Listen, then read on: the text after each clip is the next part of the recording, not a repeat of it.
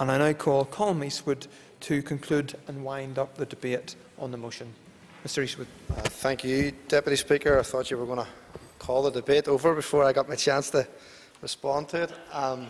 Some of you would have been happy with that, but I just want to thank all the speakers. I think they've been largely supportive of the motion, and I hope of the amendment as well. It's interesting that we're just a couple of weeks after the Christmas break, and Derry is a great place to live any time of year, but particularly at Christmas when you see so many people coming home.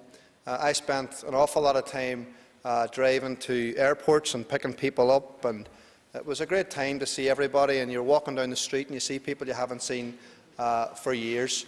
But it's also particularly sad when you have to leave those people back to the airport, and the week after when you see a lot less people that you know from school and a lot fewer people are in and around the town who just don't live in our city anymore. And I think it's a very stark reminder to all of us of the number of people, young people in particular, who've had to leave our city and our shores to find work and to find a better life. And I think it's an indictment on all of us that that's still the situation, and it's still a very stark reality for my generation, Mr Deputy Speaker. And I think we need to all put our shoulder to the wheel to make that reality, to change that reality, to ensure that our young people can stay and study in our city and can get a job in our city, and they don't have to join the dole queue or the security queue at the Belfast airport or City of Derry airport to get out of here to find work. I think we need to ensure that that is a thing of the past. And unfortunately, it has been outlined, and this isn't about being negative, but it has been outlined by other speakers. It is a very difficult situation that we find ourselves in our city. We've had fantastic couple of years with festivals and events and City of Culture and everything else. But the stark reality remains, Mr Deputy Speaker, that we have the highest level of unemployment in any of the constituencies in Westminster. And I think we need to begin to do something about it. And I want to recognise and welcome the ministerial subgroup. I think it's about time that we recognise that there's a problem, and if you recognise there's a problem, you have to do something about it. I think the meeting should be fairly short, Mr Deputy Speaker, because I think we all know the answers. We're not up here complaining that we don't have enough jobs in Derry because everybody's out to get us and it's all everybody else's fault. We understand what the issues are, and I know that Mr Campbell says we like to complain. It's not about complaining. I'd far rather be up here welcoming jobs for our city and for my friends and for people that I know well. And I'd far rather not have to leave people off to airports to travel all around the world to find work. Go ahead. I thank the member for giving way. Does that mean then that when the jobs announcements that I'm told are in the pipeline in the very, very near future, he will issue an unequivocal welcome for them? Well, I can show him any number of press releases where I have welcomed jobs announcements for a city, and I'm glad to do it. I'm glad to do it again. But I will also release press statements when we see figures stacking up in Belfast like that, and Derry just going like that. When there's 5,000 jobs announcement for Belfast and 50 in our city, and I think the member across should be equally as angry as I am about it. And I'm glad to hear that he's nodding and he says that he is as angry as I am. Because we have to get angry, and it's not about whinging, it's not about complaining, it's about trying to get people to sit up and do something about it. And it's very simple, and this is the positive bit. We need to invest in infrastructure and skills. It's that simple. Gladly. Say on the record, goodwill from the member towards the constituency of West Tyrone, and to express some disappointment that the motion itself didn't include reference to the Omagh district. I'm glad to support the constituency of West Tyrone. It's a bit difficult to include Omagh within the North West, but it depends how wide we want to go. But we didn't put Donegal in either, and maybe we should have. So what has the Southern Government done to try and encourage investment from outside? We talk about corporation tax. What they've also done is develop their motorway network and develop their universities and skills. The only place in the whole of this island that hasn't seen that investment has been the northwest corner of the island. That includes North East Donegal. And they're the North East Donegal, Derry, Strabane and Mavati are the places that don't have the inward investment that's required. Why do we not have them? We don't have the university expansion that we so desperately need, and we don't have the motorway connection. I think Derry is probably the only city in Ireland that doesn't have a motorway entering it from any direction. From any direction.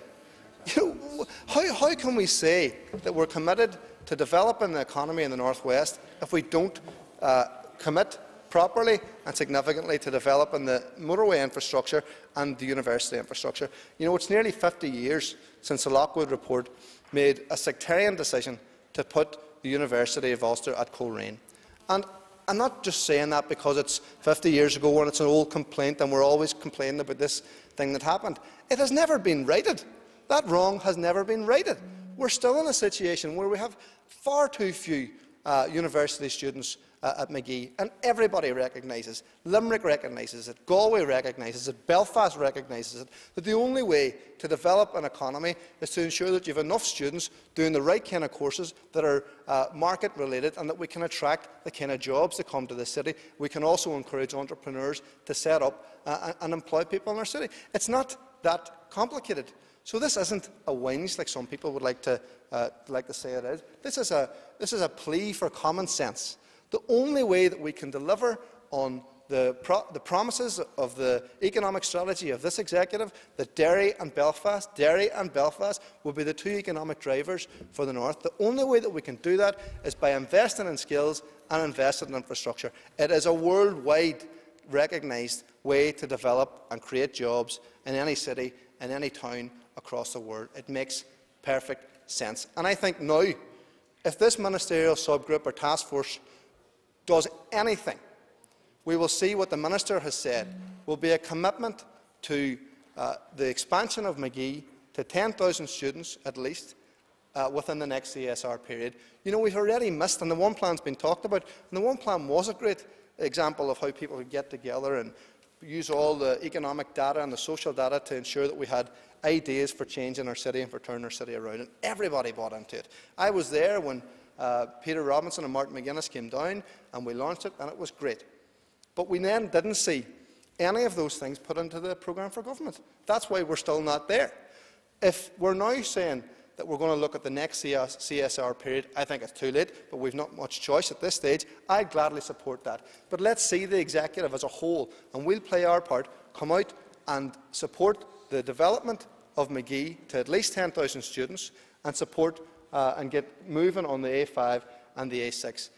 I'm glad to support the amendment from Sinn Féin on decentralisation, and I'll recommit, because I was asked by Mr Campbell, I'll recommit our party to the decentralisation of the DARD jobs. 100% support on that.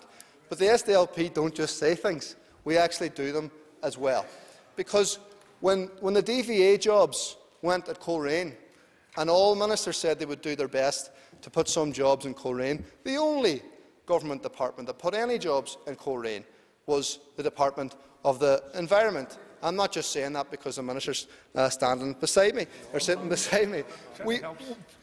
We also have a long track record, even if we have one minister, of putting jobs in Derry, whether it's this minister, whether it's Alex Atwood, whether it's Margaret Ritchie or Mark Durkan. We've put jobs in Derry, we've decentralised jobs to our city, because we also recognise that they are not new jobs, but we also recognise that there are hundreds of people leaving our city on the 6 o'clock bus from Belfast who have no quality of life whatsoever to come to Belfast to take up positions and posts within the civil service. I think if we can get to a point when the DARD jobs do go to your constituency, Mr Campbell, it will be fantastic for those people who are travelling at the minute to Belfast. We need to see more of that. We need to see a commitment by all ministerial departments to not only announce things, but to actually do them.